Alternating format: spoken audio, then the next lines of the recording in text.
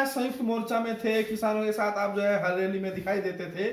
ये जो ऐलान किया है कुछ नेताओं ने कि भाई हम चुनाव में जाएंगे, इसको आप कैसे देख रहे हैं? नहीं, मैं समझता हूं कि चुनाव में जाना गलत नहीं है, चुनाव में जाना चाहिए। मेरा तो बहुत पहले से विचार रहा कि किसानों में से अच्छे लोगों को निकल के आना चाहिए और उन्हें राजनीति में हिस्सा लेना चाहिए। सत्ता अपने हाथ में लेनी चाहिए, सत्ता को छीनना पड़ेगा उन लोगों के हाथों से जो अब तक सत्ता में रहे हैं और जिन्होंने क्या ये देश के लिए, किसानों के क्या लिए ये सत्ता की लड़ाई थी? नहीं, बात सत्ता की लड़ाई की नहीं थी। हाँ। और सत्ता की लड़ाई की आप कहो या कोई भी कह सकता है, बात वो नहीं है। बात ये है कि जब आम आदमी का जीवन जीना ही दूभर हो जाए, और एक पार्टी ने ही कितनी ही पार्टियों को देख लिया गया है, हर पार्टी की नीति वही रही है, लगातार गरीब आदमी के खिलाफ, आम आदमी के खिलाफ, किसानों के खिलाफ, मजदूरों के खिलाफ, तो आखिर करेगा क्या नहीं करेगा व्यक्ति। इसलिए मैं समझता हूं कि जो ये फैसला जिन भी किसान साथियों ने लिया है कि हम पंजाब में चुनाव लड़ेंगे, मिलकर लड़ेंगे, मेरी जानकारी जहां तक है अभी तकरीबन 22 संगठन उसमें शामिल हो चुके हैं, तो ये अच्छा फैसला है। मेरी समझ में ये बुरा नहीं है, क्योंकि सत्ता को हाथ में लेना उठा रहे हैं कि चुनाव लड़ने के लिए जो आंदोलन को खत्म किया गया है, किसानों को आखिर मिला क्या? नहीं, ये मैं नहीं मानता कि चुनाव लड़ने के लिए खत्म किया गया, ये बिल्कुल निराधार है। ये बिल्कुल गलत है। क्या मिला सर? नहीं, किसान को देखिए, कोई भाव बढ़ा, उनको कोई फायदा हुआ किसी तरह का? देखिए, किसान को जो फायदा हुआ, सबसे बड़ा फायदा जिसे लोग शायद जिसका एहसास नहीं है, लोगों को समझ नहीं पा रहे हैं, एक इंसान जो अहंकारी है, जो तानाशाह है, जो प्रधानमंत्री के रूप में देश पर शासन कर रहा है, उस व्यक्ति ने देश को तबाह करने के लिए जो कानून वो लेकर आया था, किसानों के 1 साल के संघर्ष के बाद वो व्यक्ति घुटनों पर आया, उसने वो कानून वो वापस लिए। ये बहुत बड़ी उपलब्धि, छोटी मैं फिर दोबारा भी आ सकते हैं। तो इसलिए हम तो बहुत पहले, जब भी ये कानून वापस लेने की बात कही थी, हमने पहले कहा था कि बीजेपी को उखाड़कर फेंकना जरूरी है, क्योंकि ये किसी ना किसी रूप में इस कानून को फिर से वापस ला सकते हैं। और अब तो जब कृषि मंत्री कह रहे हैं, निश्चित रूप से ये एक गंभीर सवाल है, तो सभी किसानों को सोचना पड़ेगा कि किसी भी हालत में बीजेपी सरकार में ना जाए। अगर किसानों ने मोर्चा बना लिया है, फैसला लिया है, तो मैं समझता हूं सब लोगों को उसको सपोर्ट करना चाहिए। सर, पंजाब की आप बात करें, किसान अपनी लड़ाई लड़ रहे हैं राजनीतिक, उधर आम आदमी पार्टी है, कांग्रेस है, कैप्टन अमरिंदर साहब है वो बीजेपी के साथ चले गए हैं, तो आपको क्या लग रहा है सब अलग अलग इस तरह से लड़े तो बीजेपी को कैसे हरा पाएंगे? नहीं, ऐसा कुछ नहीं है। ये तो देखिए, जनता है, जनता का फैसला, जनता ने सोच लिया। जो आंदोलन था, किसानों का आंदोलन था, किसकी सपोर्ट थी उसमें? तो किसानों का आंदोलन था। किसान मैदान में है, इतनी बड़ी संख्या में किसान है, वही जो किसानों के संगठन है वो लड़ रहे हैं, वही उनको जिताएंगे। जो किसान है वो उनको जिताएंगे। तो इससे कोई फर्क नहीं पड़ता कि कौन कौन पार्टियां लड़े, जिस पार्टी को लड़ना है लड़ा। वैसे भी संवैधानिक अधिकार है, कोई भी लड़ सकता है, मैं भी लड़ सकता हूं, आप भी लड़ सकते हैं। जिसको भी लड़ना है, जिसकी इच्छा है, पार्टी बनाकर लड़े, इंडिपेंडेंट लड़े या किसी पार्टी में शामिल होकर लड़े, ये संवैधानिक अधिकार है। आप इस पर सवाल नहीं उठा। जो है अपनी पार्टी है, लेकिन आपको क्या लग रहा है, आप किसान आंदोलन में भी थे, तो चुनाव को लेकर क्या रुख है आपका? नहीं, हमारा रुख बिल्कुल क्लियर है। हम बार बार कह चुके हैं, हम चुनाव लड़ेंगे, इसमें कोई शक वाली बात ही नहीं है। हमने जैसे पहले भी कहा था, हम कोशिश करें गठबंधन की, गठबंधन हो जाता तो बहुत बड़ी बात है, नहीं तो हम अपने दम पे सारी जो बात में दम पे जो है चुनाव लड़ेंगे, पूरी ताकत के साथ में लड़ेंगे। जो किसान संगठन जो अलग हुए हैं, जो चुनाव में जा रहे हैं, क्या उनसे आपकी कोई बातचीत हो रही है? नहीं, अभी तक मेरी उनसे बात नहीं हुई है। बाकी हमारी पूरी कोशिश है कि हम जो पंजाब में है किसान संगठन, हम उनसे बात करें, और जब वो लड़ रहे हैं तो हम भी उसमें शामिल होना चाहेंगे। ऐसी हमारी भी अपनी इच्छा है, और उनसे बात करके पता लगेगा कि आगे क्या होता है। नहीं होता तो हम अपने दम पे लड़ेंगे, कोई बात नहीं इसमें। तो चुनाव में आप लोग जाएंगे, लेकिन कई लोग इसीलिए सवाल उठा रहे हैं, खुद राकेश टिकैत ने कहा कि अगर जो लोग चुनाव जीतकर जा रहे हैं वो भी अपने ही लोग हैं, आप उन पर दबाव बनाइए, वही वो काम करे जो हम कराना चाह रहे हैं। नहीं, देखिए, मैं इस विषय पर कोई कमेंट नहीं कर सकता। उनका अपना विचार है, और वो भी तो अपने लोग हैं जो भी हैं, जो भी। अगर देखिए, ऐसी बात है कि जो लोग जीत कर जा रहे हैं, लड़ाई लड़े ताकि जो संसद है वो सही से काम करे। नहीं, देखिए, ऐसा है कि अगर आप हर बात के लिए सड़क पर ही लड़ाई लड़ते रहेंगे तो काम फिर क्या होगा? क्यों लड़नी पड़ती है? वो प्रतिनिधि किस बात के लिए जाते हैं? उनकी जिम्मेदारी क्या है? क्या करना चाहिए उनको? क्या वो कर रहे हैं? अगर वो जिम्मेदारी निभा रहे होते संसद में या विधानसभाओं में, तो निश्चित रूप से किसानों को, मजदूरों को, जो बेरोजगार हैं उनको, इतने इतने संगठन हैं, उनको सड़क पर आने की क्या जरूरत है? किन मुद्दों के साथ आप लोग जा रहे हैं? क्योंकि दूसरी तरफ देखा जा रहा है हिंदुत्व का मुद्दा गर्म हो गया है, धर्म का मुद्दा गर्म हो गया है। आपने जिस तरीके से देखा कि हरिद्वार के अंदर धर्म संसद के नाम पर जो नफरत फैलाने हैं जो काम हुआ है, उसको आप कैसे देख रहे हैं कि समुदाय विशेष को टारगेट किया गया, वहां पर जो है महात्मा गांधी को गाली दी गई, वहां पर मनमोहन सिंह को गाली दी गई। तो ये कौन सा धर्म है? ये नहीं, ये धर्म नहीं है। हाँ। ये कुछ नहीं है। हाँ। इस तरह के लोगों के खिलाफ कड़ी कानूनी कार्रवाई करनी चाहिए, सरकार को करनी चाहिए। यूएपीए लगेगा? नहीं, मैं मानता हूं कि यूएपीए ही नहीं, उनके खिलाफ तो एनएसए भी लगना चाहिए, और उनके खिलाफ तो देशद्रोह का भी, जो देशद्रोह की धारा है वो भी लगनी चाहिए, क्योंकि ये देशद्रोह है। समाज में, मतलब एक समाज के प्रति आप इतनी घृणा फैला रहे हैं, उसे मारने की बात कर रहे हैं, इससे बड़ा देशद्रोह क्या होगा? ये लगनी चाहिए, ये सरकार का काम है, करेंगे। लेकिन ये जो कीड़े मकोड़े टटर कर रहे हैं, ये वो हैं जो इस असली मुद्दे जो हैं, जो बेरोजगारी का मुद्दा है, जो गरीबी का मुद्दा है, जो महंगाई का मुद्दा है, जो शिक्षा का मुद्दा है, जो मेडिकल फैसिलिटी का मुद्दा है, जो किसान का मुद्दा है, जो मजदूर का मुद्दा है, वो असली मुद्दे हैं, जीवन से जुड़े हुए, हर व्यक्ति से जुड़े हुए। उनसे ध्यान भटकाने के लिए ये कीड़े मकोड़े बीजेपी द्वारा छोड़े गए हैं, जो इस तरह की सारी चीजें यूपी में क्या स्थिति है, क्या तैयारी है यूपी को लेकर आपकी? क्या नहीं, देखिए, हम तो यूपी में चुनाव लड़ेंगे, हमने आपको बता दिया, हम पूरी ताकत से चुनाव लड़ेंगे, इसमें कोई शक वाली बात ही नहीं है। और मैं समझता हूं यूपी के लोगों का मैंडेट बिल्कुल क्लियर है। उन्होंने सोच रखा है बीजेपी को इस बार यूपी से उखाड़ के यूपी की जनता भेजेगी, इसमें कोई शक नहीं है, किसी को भी शक नहीं होना चाहिए। लेकिन सर, जिस तरह से देखा जा रहा है, एक तरफ जो है हिंदू अस्मिता की बात हो रही है, उधर जो है ओवैसी मुस्लिम अस्मिता की बात कर रहे हैं। वो कह रहे भाई मुसलमानों का अपमान हो गया, वो दरी नहीं बिछाएगा, हमारे साथ आइए, हम आपको नेता बनाएंगे, हम आपको मंच पर बिठाएंगे। तो ये जो सारे मुद्दे हैं, उधर बीजेपी जो है लगातार देखा जा रहा है अयोध्या, बनारस, मथुरा, तो धार्मिक सिटी है, वहां पर पूरा फोकस किए हुए हैं। वहां पर अभी आपने भी देखा होगा बनारस के अंदर विश्वनाथ कॉरिडोर का उद्घाटन हुआ। तो आपको क्या लग रहा है, सरकार जो है धर्म का काम कर रही है और जो धर्मगुरु है वो सरकार का काम कर रहे हैं? सरकार का काम धर्म का काम नहीं होता। सरकार का काम है संविधान के अनुसार काम करना, और सरकार की जिम्मेदारी भी यही है। ये देश पंथ निरपेक्ष राष्ट्र है। इस देश में ये धर्म निरपेक्ष राज्य है, इसमें सरकार का कोई धर्म नहीं हो सकता। प्रधानमंत्री जो मोदी कर रहे हैं वो सरासर गलत कर रहे हैं, ये सरकार का काम है। और ये ध्यान मुद्दे से भटकाने की सारी कार्रवाई है। कोई भी करे, अगर धार्मिक या संप्रदाय की बात कर रहा है, जातिवादी बात कर रहा है, तो वो असली मुद्दों से ध्यान भटकाने की कोशिश कर रहा है, जबकि असली मुद्दे वही है। मैं फिर बता रहा हूं, लोगों को शिक्षा चाहिए, शिक्षा मिलेगी, आदमी पढ़ेगा, लिखेगा, काबिल होगा, अपने आप अपनी रोजी रोटी सब कमा लेगा। तो दूसरा, लोगों को रोजगार चाहिए। तीसरा, लोगों को स्वास्थ्य सुविधाएं चाहिए। चौथा, जो किसानों के मुद्दे हैं, गन्ना किसानों के मुद्दे हैं, उनका जो बकाया हजारों करोड़ रुपए पड़ा वो नहीं मिला, वो मिलना चाहिए। दूसरा, एमएसपी नहीं मिल पा रही उनको, सरकार की जिम्मेदारी है एमएसपी दिलाए उनको। किसानों का मुद्दा है, जो मजदूरों का मुद्दा है, जो श्रम कानून खत्म किए गए हैं, मजदूरों को तबाह करने के लिए जो कानून लाए गए हैं, उन सबको खत्म किया जाए, उन पर बात हो, उन पर चर्चा हो। ये है मुद्दे। बेरोजगारी इतनी बेतहाशा है, उसको खत्म किया जाए, ये है मुद्दे।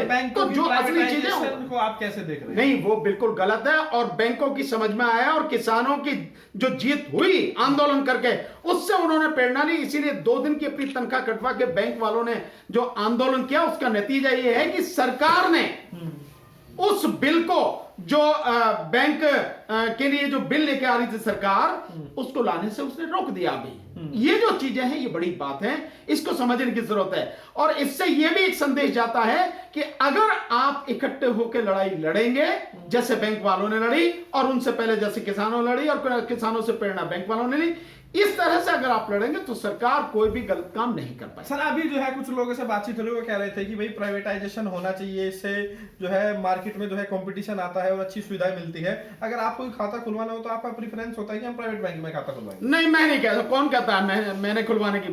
मैं तो प्राइवेट बैंक क्या, प्राइवेटाइजेशन की ही पूरी तरह से खिलाफ हूं। प्राइवेट बैंक में खाता खुलवा के आपको क्या सुविधा मिलती है?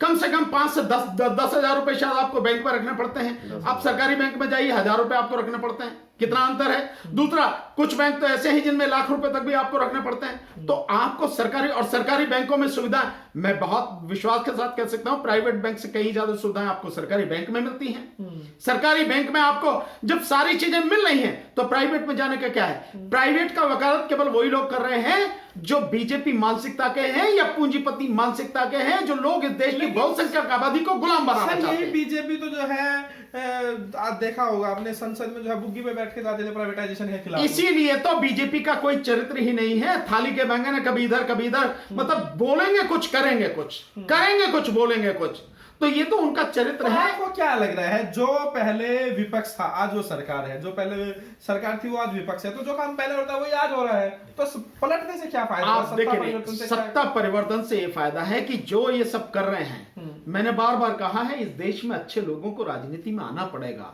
और सत्ता इन लोगों के हाथों से छीननी पड़ेगी और सत्ता छीनने के बाद अच्छे काम करने पड़ेंगे।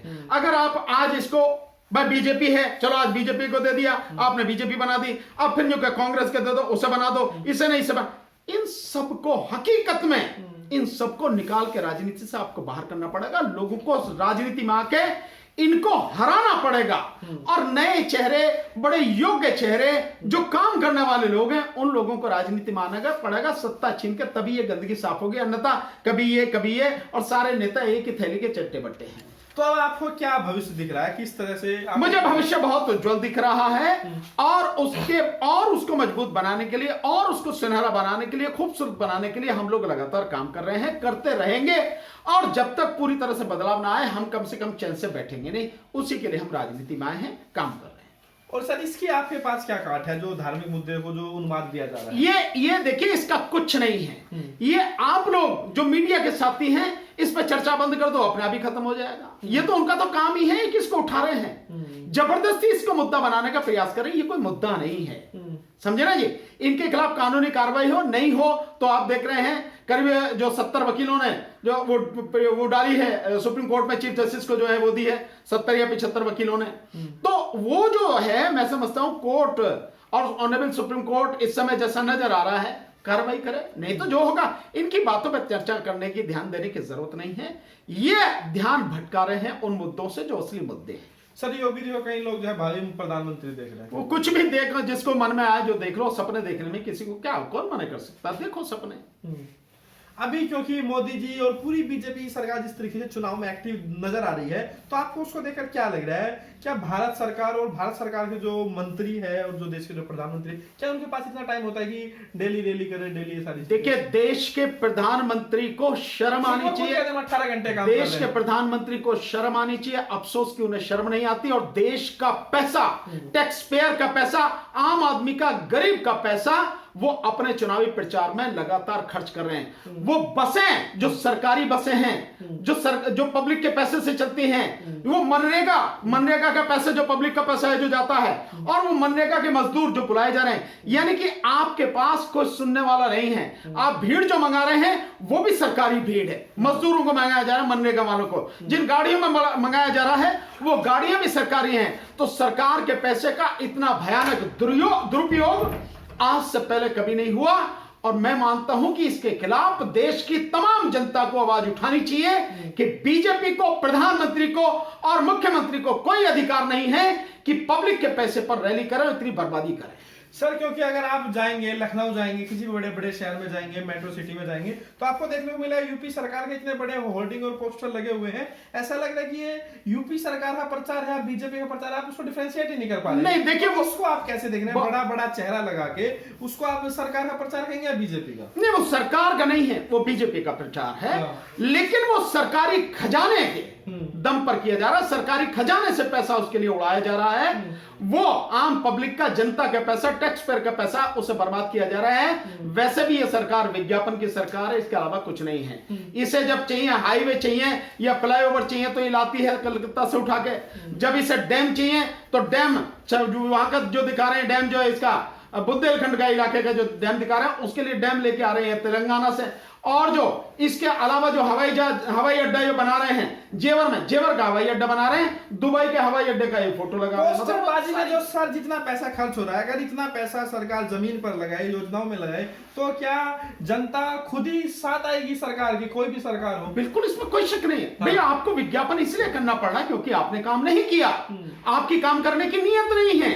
और आपने क्या किया है वो सबने देखा, कोरोना काल में हर किसी ने देखा है। जो लाशें आज भी उखड़ उखड़ कर आ रही है गंगा की रेती में से, वो लाशें सबने देखी। गंगा की रेती में दबी हुई लाशें देखी, गंगा में बहती हुई लाशें देखी, ऑक्सीजन के लिए मरते हुए लोग देखे, उनकी टूटती हुई सांसें हम सबने देखी। कोई ऐसा तो है नहीं जो डॉक्टर नहीं मिला, जो दवाई नहीं मिली, जो हॉस्पिटल नहीं मिला, जो वेंटिलेटर नहीं मिला, जो ऑक्सीजन नहीं मिली, वो सब कुछ सबने देखा है।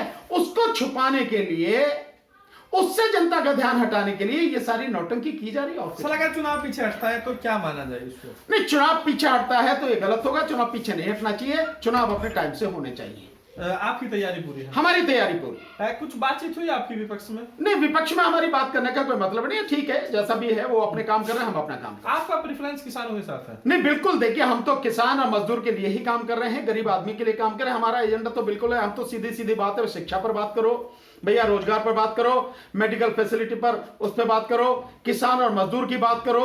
और इस देश में जो पर्यावरण का बंटाढार किया जा रहा, पूरी तरह से तबाह किया जा रहा है, धरती नहीं बचेगी तो आदमी कहां से बचेगा, उस पर बात करो। जो मिलावटखोरी हो रही है उस पर बात करो। जो उनकी पेंशन की है 191 पेंशन की, उसकी बात करो। और भाई जो वो है आपके शिक्षा मित्र हैं, जो आंगनवाड़ी हैं, जो मिड डे मील बनाते हैं, उन पर बात करो। ये है असली मुद्दे। इसके अलावा जिन लोगों की 2004 में पेंशन खत्म कर दी गई, पुरानी पेंशन व्यवस्था, उसकी बात करो। सर, कई लोग तर्क देते हैं कि प्राइवेटाइजेशन अमेरिका और जो निजीकरण रूस, वो कहते हैं कि आप अमेरिका को देख लीजिए, चाइना को देख लीजिए, प्राइवेटाइजेशन, वहां की इकोनॉमी को आप देख लीजिए। अबे जी, को नौटंकी करने की जरूरत नहीं। वहां की इकोनॉमी, वहां के लोगों को देखो आप। वहां के लोगों का, अभी बाइडेन की बात आई है, बाइडेन ने कहा कि हमारा मुद्दा क्या है, हमारे 3 ही मुद्दे हैं। नंबर 1, लोगों को मेडिकल फैसिलिटी मिले, शिक्षा मिले, लोगों को जो रोजगार चले गए हैं उनको रोजगार मिले, और हमारे गोदामों में इतना सामान हो, हर तरह का सामान, ताकि कभी जरूरत पड़े तो किसी चीज की कमी ना पड़े। ये उनकी वो है कि अपने लोगों को किस तरह से बेहतर उनका जीवन बनाने के लिए वो काम करते हैं। उसकी अमेरिका की वो करते हैं नौटंकी, मतलब उससे वो होड़ करते हैं। उसकी तरह सोचो तो सही, उसकी तरह काम तो करो। सर, स्वास्थ्य के मामले में यूपी 19वें नंबर पर आया है। अभी एक रिपोर्ट सामने, केरल पहले नंबर पर। तो और लगातार बीजेपी के लोग कह रहे हैं कि भाई यूपी को नंबर 1 बना दिया है, स्वास्थ्य के मामले में 19वें नंबर पे है। तो अब आप जो वही सरकारी रिपोर्ट है जो सबसे पीछे बता रही है, और ये कह रहे कि भैया पहले नंबर पे, तो कौन सच है कौन झूठा है? आप इसी से अंदाजा लगा लीजिए। यूपी हर मामले में पिछड़ रहा है, यूपी शिक्षा में पिछड़ रहा है, यूपी रोजगार में पिछड़ रहा है, यूपी यहां स्वास्थ्य सुविधाओं का बंटाढार हो चुका है, यूपी किसान और मजदूरों के मामले में पिछड़ रहा है।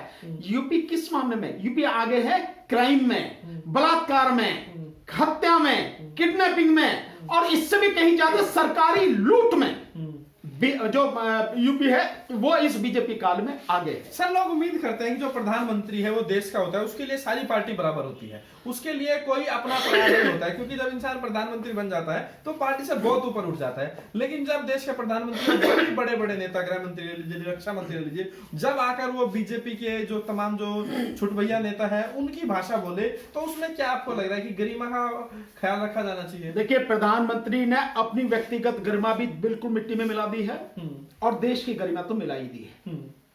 उठाना चाहिए था ऊपर, लेकिन प्रधानमंत्री ने इस देश को इतना पीछे फेंक दिया है, इतना पिछाड़ दिया है कि आप आने वाले समय में अगर इस बीजेपी को उखाड़ के कोई अच्छी सरकार आएगी, उसे भी संभालने में कम से कम 20-25 साल लगेंगे। जन विश्वास यात्रा निकाल दिया बीजेपी ने। कुछ भी कर दो, जन विश्वास हो, कोई विश्वास हो, पब्लिक का विश्वास बीजेपी से खत्म हो चुका है। बीजेपी लगातार गड्ढे में जा रही है, गर्त में जा रही है, और इस चुनाव में आपको पता लग जाएगा इस उत्तर प्रदेश की जनता गड्ढे में गाड़ दी। ठीक है, तो ये थे मेरे साथ भानु प्रताप जी, राष्ट्रीय जनता संघर्ष पार्टी के राष्ट्रीय अध्यक्ष है, और लगातार जो है किसानों के मुद्दे पर बेबाकी से अपनी राय रखते हैं। साफ तौर से कहना है, जिस तरीके से चुनाव जो है नजदीक आ रहे हैं, बीजेपी का जो है आने वाले समय में सुपड़ा साफ हो, क्योंकि जनता जो है बेहद त्रस्त है। आपकी